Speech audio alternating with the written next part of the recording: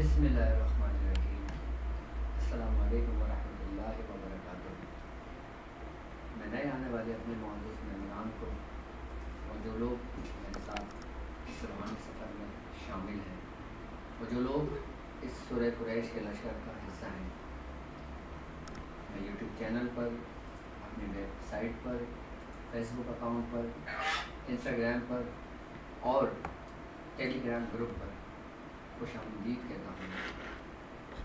میں اللہ تعالیٰ کا شکر ادا کرتا ہوں۔ میں شکر کرتا ہوں اس رب کا کہ جس نے مجھے مسلمان گھرانے میں پیدا کیا۔ میں شکر کرتا ہوں اس رب کا کہ جس نے آپ کے دلوں میں ہماری محبت کو ادا کیا۔ میں شکر کرتا ہوں اس رب کا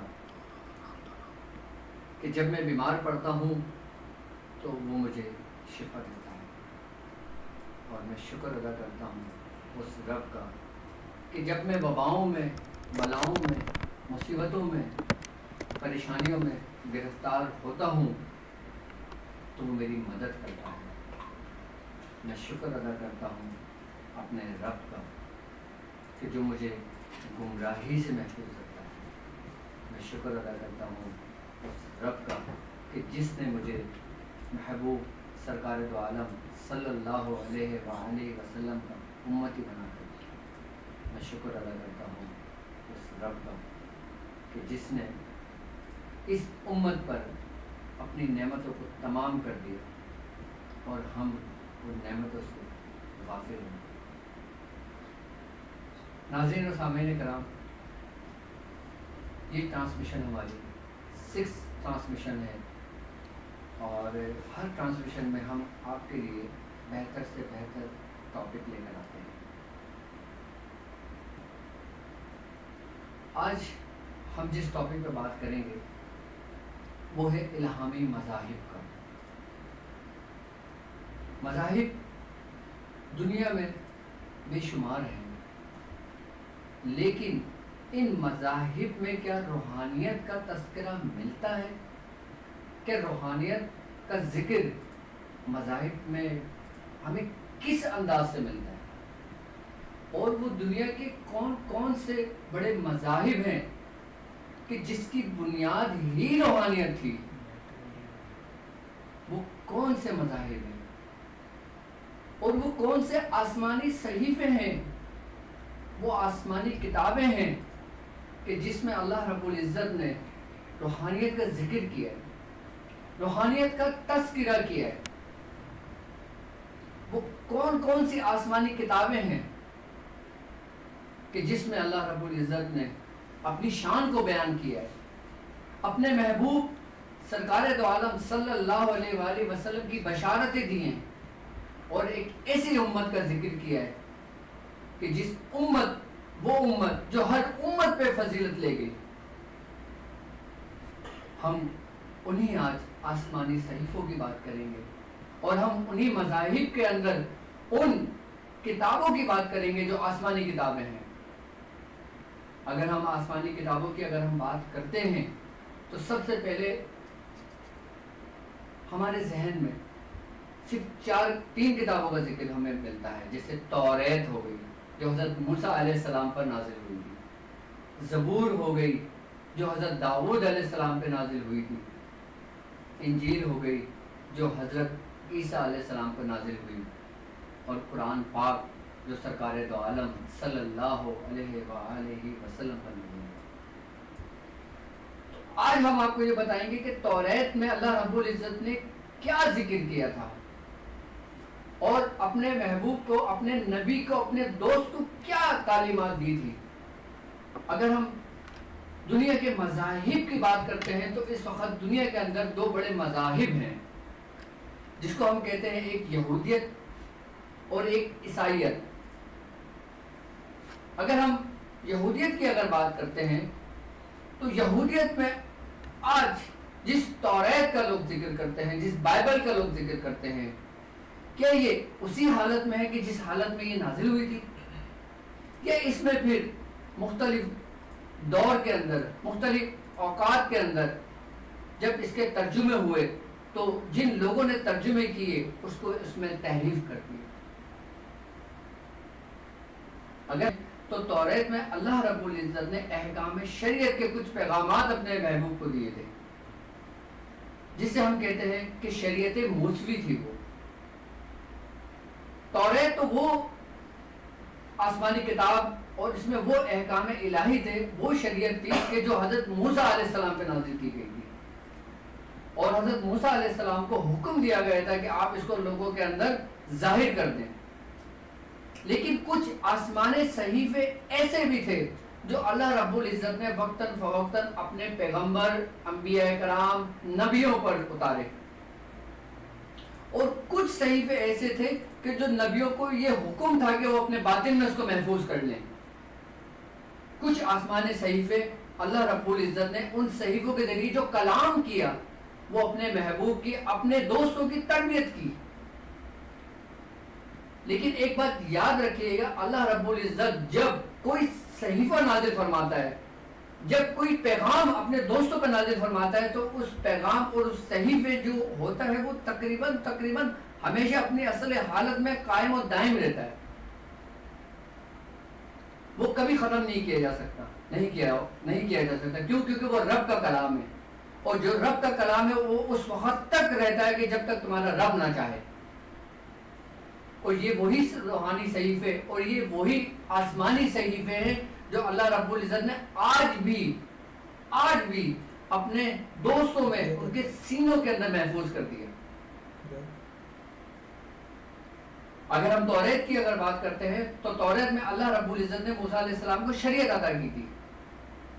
اگر ہم زبور کی بات کرتے ہیں تو زبور کے اندر اللہ رب العزت نے اس میں اپنی شان بیان کی تھی، اس میں ثنا بیان کی تھی، اپنی بڑائی بیان کی تھی.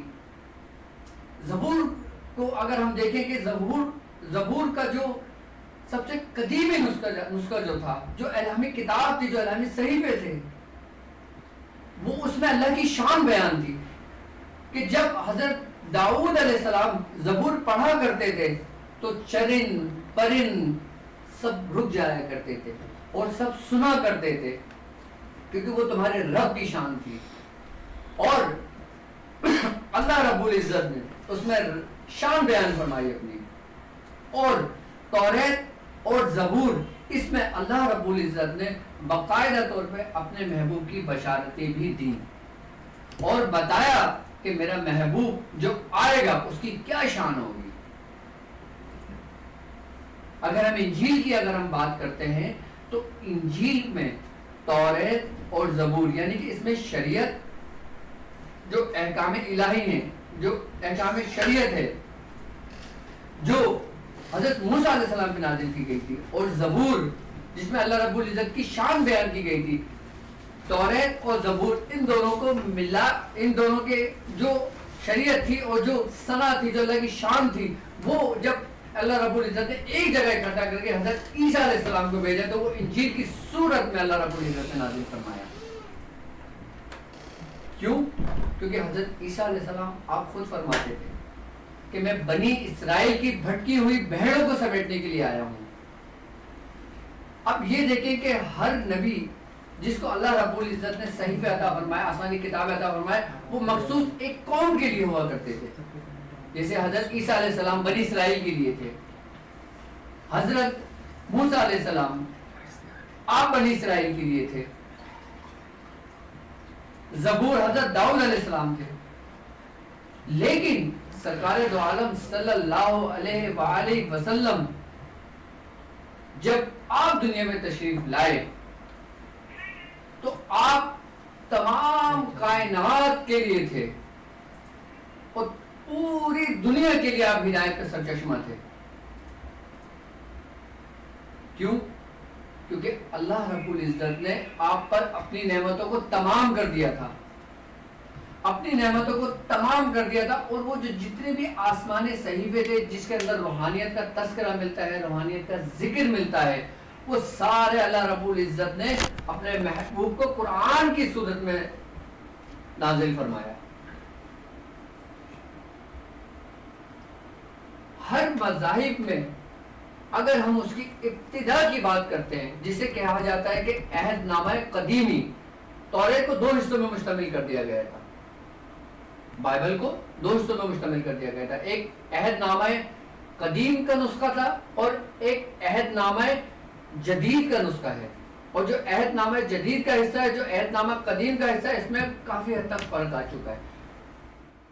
جس طرح میں نے بتایا کہ جو وقت گزرتا گیا لوگ ترجمے کرتے گئے، کیونکہ حضرت موسیٰ علیہ السلام کی اگر ہم زبان کی بات کرتے ہیں وہ تو عبرانی زبان تھی، جو توریت نازل ہوئی تھی وہ تو عبرانی زبان میں ہوئی تھی۔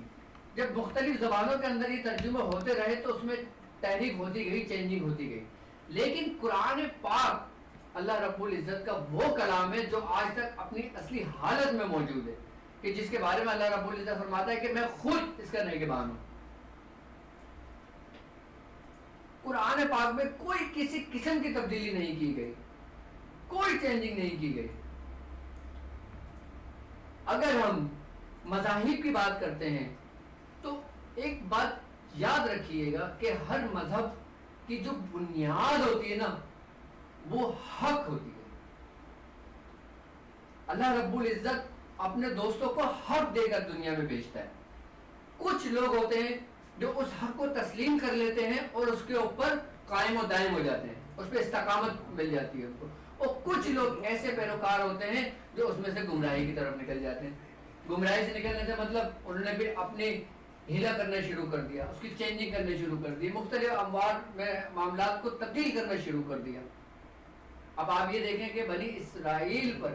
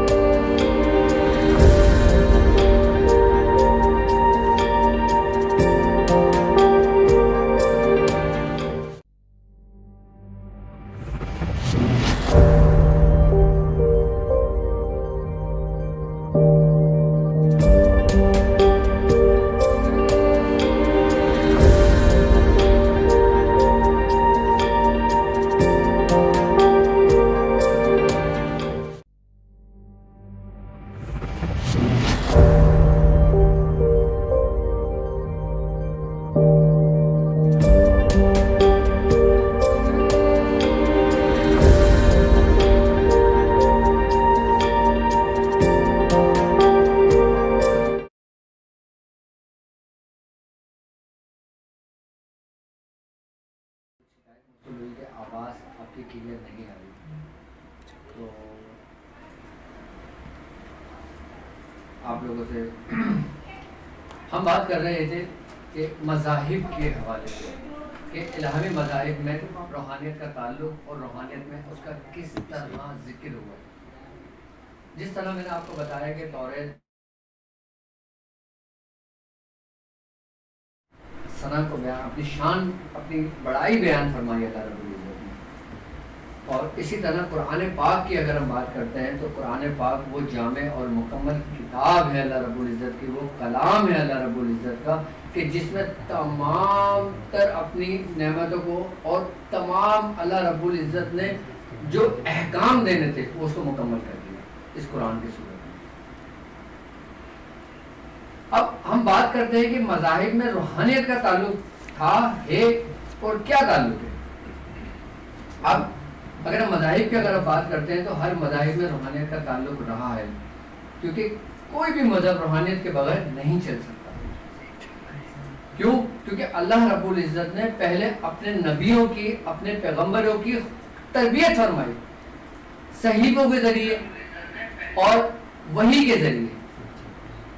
اس کے بعد اللہ رب العزت نے اپنی نعمتوں کو تمام کیا. آپ اگر ہم روحانیت کی بات کرتے ہیں مذاہب کے اندر، تو ہر مذہب کے اندر سب سے پہلا سبق جو دیا جاتا ہے نا، وہ تزکیہ نفس کا کیا جاتا ہے، جس کے بارے میں نے آپ کو کل بھی ذکر کیا تھا کہ تزکیہ نفس ہم کس طرح کرتے ہیں اور مذاہب میں کس طرح سے کیا جاتا ہے. لیکن بات یہ ہوتی ہے کہ جب سرکار دو عالم صلی اللہ علیہ وآلہ وسلم اس دنیا میں تشریف لائے، اس کے بعد تمام آسمانی کتابوں کو، تمام صحیفوں کو آپ کو ضم کر دیا گیا اور قرآن پاک کو اللہ رب العزت نے نازل فرما دیا. یہاں تک کہ ایک واقعہ ملتا ہے کہ حضرت عمر فاروق رضی اللہ تعالی عنہ آپ کے ہاتھ میں توریت تھی. تو سرکار دو عالم صلی اللہ علیہ وآلہ وسلم نے جب دیکھا کہ آپ کے ہاتھ میں توریت ہے، تو آپ نے آپ کے ہاتھ سے توریت لے لی اور آپ نے فرمایا کہ اے عمر، کیا تمہارے لیے قرآن پاک جو مجھ پر نازل ہوئی ہے یہ کافی نہیں ہے؟ آپ نے ہاتھ سے توریت لے لی. ہر مذاہب میں روحانیت کا کانسیپٹ رہا ہے اور اس کی بنیاد ہی یہ رہی ہے، کیونکہ جن مذہبوں کے اندر روحانیت کا ذکر ہے، روحانیت کا تذکرہ ہے، بالکل وسیع انداز میں ہے. اب جیسے توریت کے اندر جو روحانیت کا ذکر رہا ہے، جن اسماؤں کو تعلیم کیا جاتا تھا، وہ کون سے اسماء تھے جو اسماء توریت کہلاتے ہیں، جو توریت سے لیے گئے تھے. اچھا، میں آپ سے یہ بات کہتا ہوں کہ اللہ رب العزت کی جو امانتیں ہوتی ہیں، اللہ رب العزت کا جو پیغام ہوتا ہے، وہ محفوظ ہوتا ہے سینوں میں، اپنے دوستوں کے سینوں میں اللہ رب العزت کو محفوظ کر دیتا ہے. اب جیسے میں توریت کے کچھ الفاظ میں آپ کو بتاتا ہوں جو اس میں اسم الہی کا ذکر تھا، کہ جیسے ایک نظامیہ خاندان کی دعا ہے جسے دعائے خاص کہا جاتا ہے. اس دعائے خاص کے اندر شمو، اشمق، تائش، تش، ان اسماؤں کو ذکر کیا گیا ہے.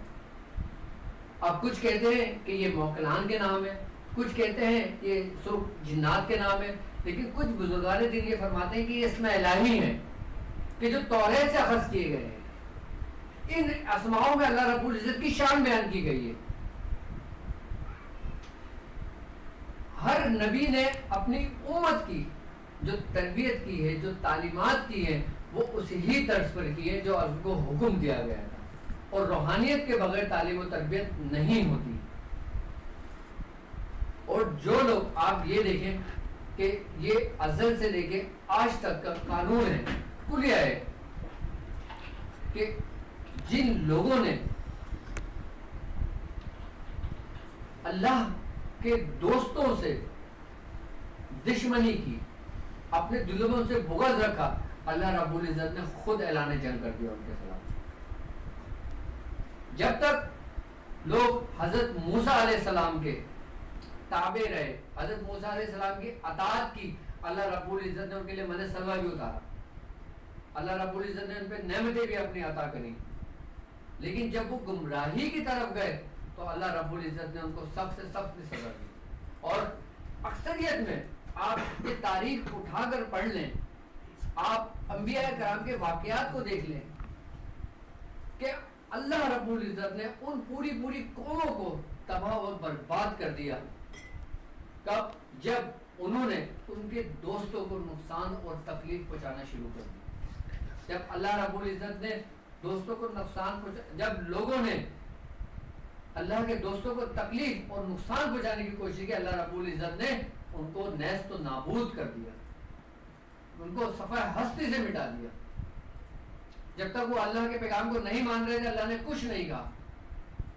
لیکن جب انہوں نے اللہ کے دوستوں کو نقصان پہنچانے کی کوشش کی، ان کو ایزا دینے کی کوشش کی، تو اللہ رب العزت نے خود اعلان جنگ کرا اور ان کو صفحہ ہستی سے مٹا دیا. اب ہمارے اسلام کے اندر جب ہمارا دین اسلام آیا تو تمام مذاہب کی اہمیت اور حیثیت ختم کر دی گئی، کیونکہ ہمارا جو دین اسلام ہے یہ ایک جامع اور ایک مکمل ایک زندگی گزارنے کا ایک حیات ہے، ایک طریقہ کار ہے۔ اسی طرح حضرت جبرائیل علیہ السلام سرکار دو عالم صلی اللہ علیہ وآلہ وسلم کی بارگاہ میں آتے ہیں ایک انسان کے روپ میں، اور آپ سرکار دو عالم صلی اللہ علیہ وآلہ وسلم سے کچھ سوالات کرتے ہیں کہ یا رسول اللہ آپ بتائیں اسلام کیا ہے، آپ بتائیں ایمان کیا ہے، آپ بتائیں احسان کیا ہے۔ اب ہم تھوڑا سا بریک لیتے ہیں، شاید کوئی ٹیکنیکلی فالٹ اس میں آیا ہے، ہمارے شاید وائس میں کوئی پرابلم ہے آج، یا سگنل بھی ڈراپ ہو رہے ہیں، تو چھوٹے مختصر سے بریک کے بعد انشاءاللہ تعالیٰ آپ سے ملاقات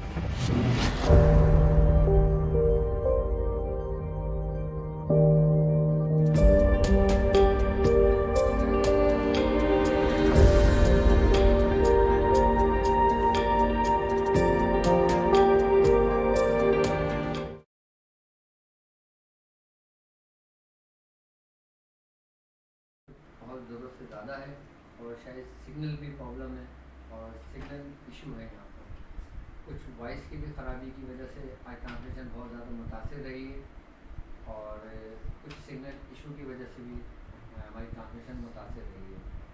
تو آپ تمام لوگوں سے اس کے لیے بہت بہت معذرت۔ اور آج اب ہمارا نیا سیگمنٹ شروع ہوتا ہے آپ کے مسائل اور ان کے حل کے لیے۔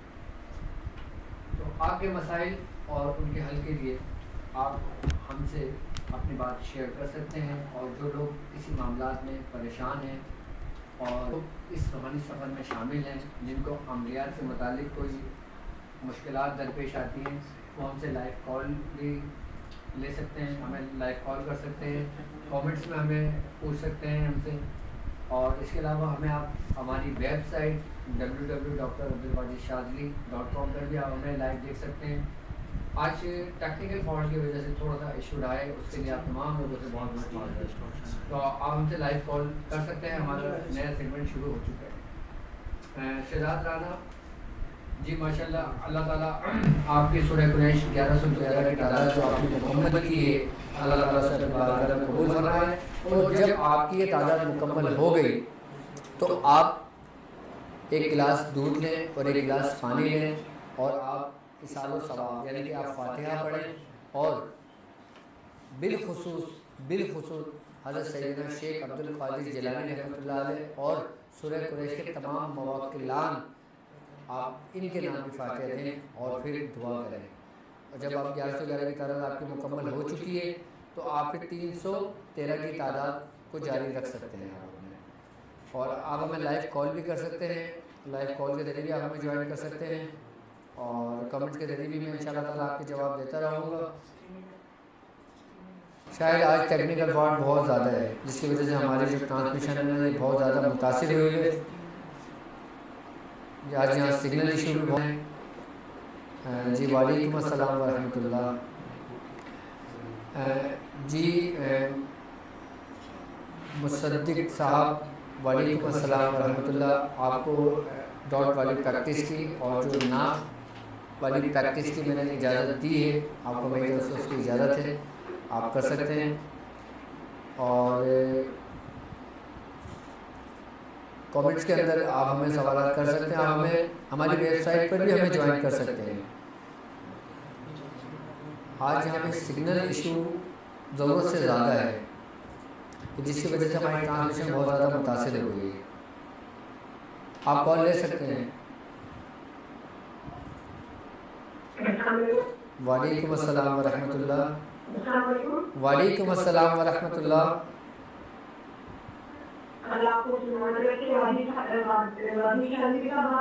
جی بالکل بات کر رہے ہیں. میں آپ کے کام مسلسل دیکھ رہی ہوں, اور شادی کے کام میرے 2 مسائل ہیں میرے بچے کے ساتھ, اور کوئی جادو کی معاملہ ہے. میں آپ کے گھر میں تو شامل نہیں, میں آپ کی شکر پر رہی, تو اگر آپ ہمارے پر نظر کریں گے تو شاید ہم آپ کے گھر میں رکھیں. جی میری بہن, آپ کو میں خوش آمدید کہتا ہوں, اور آپ کو سورہ قریش کی میں اجازت دیتا ہوں. آپ 313 مرتبہ سورہ قریش روزانہ پڑھیں اور اس کو اپنا معمول بنا لیں, تو انشاءاللہ تعالیٰ آپ سورہ قریش کا لشکر کا حصہ بھی ہو جائیں گی, اور آپ انشاءاللہ تبارک تعالیٰ اپنے مسائل اور ان کے حل کا خود بھی علاج کر سکتی ہیں. ہم جو طریقہ کار سمجھاتے ہیں بتاتے ہیں باقاعدہ طور پر اس کی اجازت ہوتی ہے, اور جو لوگ ہمارے طریقہ کار سنتے ہیں اور اگر وہ مسائل خود اس میں مبتلا ہوں تو ان طریقہ کار کی اجازت ہوتی ہے جو دوسروں کو میں نے تعلیمات دی ہوتی ہیں. جی جی وعلیکم السلام ورحمۃ اللہ. جی میری بہن, اللہ آپ کو سلامت رکھے. جی میری بہن کیا پوچھنا چاہیں گی آپ؟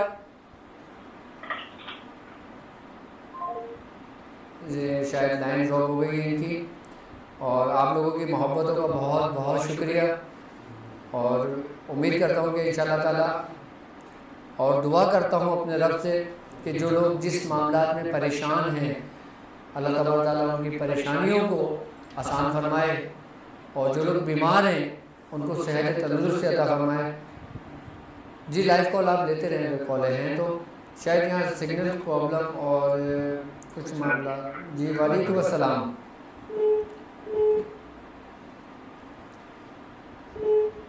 ہلو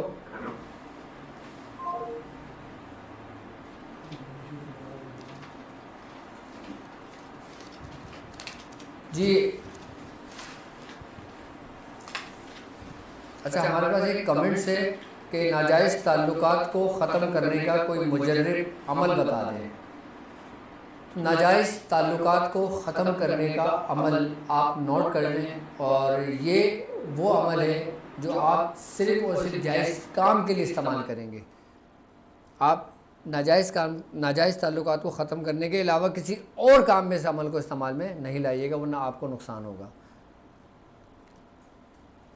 آپ نے کرنا یہ ہے کہ آپ نے کالا ماش، آپ نے 41 دانے یعنی کہ 41، آپ نے کالا ماش ثابت دال آتی ہے، ٹھیک ہے، آپ نے ثابت کالا ماش لے لیں اور ہر دانے کے اوپر آپ نے 3 مرتبہ سورہ قریش پڑھ کر اس پہ دم کر لیں، اور جب آپ پورے 41 دانوں پر سورہ قریش، اس کے بعد آپ نے کرنا یہ کہ تھوڑی سی آگ جلانی ہے، اور آگ، یہ ساری نیت آپ نے کر لینی کہ آپ کس کام کے لیے کر رہے ہیں اور آپس میں کس کے لیے یہ کام کیا جا رہا ہے۔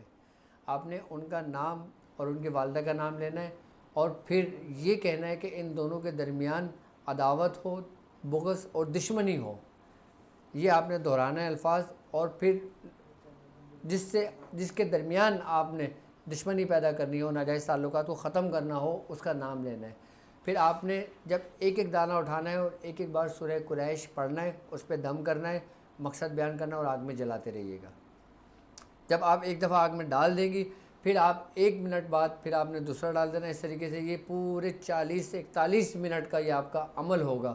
اور اس عمل کے دوران جب آپ یہ کام کر رہی ہوں گی تو سورہ قریش کو اپنے ورد میں آپ رکھیں گی، تو جو سورہ یہ کالا ماس جلتا جائے گا، یہ کیفیت اور حرارت اس میں منتقل ہو جائے گی، اور یہ ناجائز تعلقات کو ختم کرنے کے لیے بہترین اور مجرب اعمالوں میں سے ایک عمل ہے۔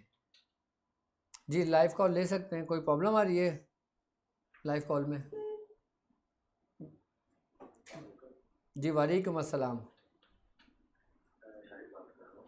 جی وعلیکم السلام۔ جی کون اور کہاں سے بات کر رہے ہیں آپ؟ جی بولے۔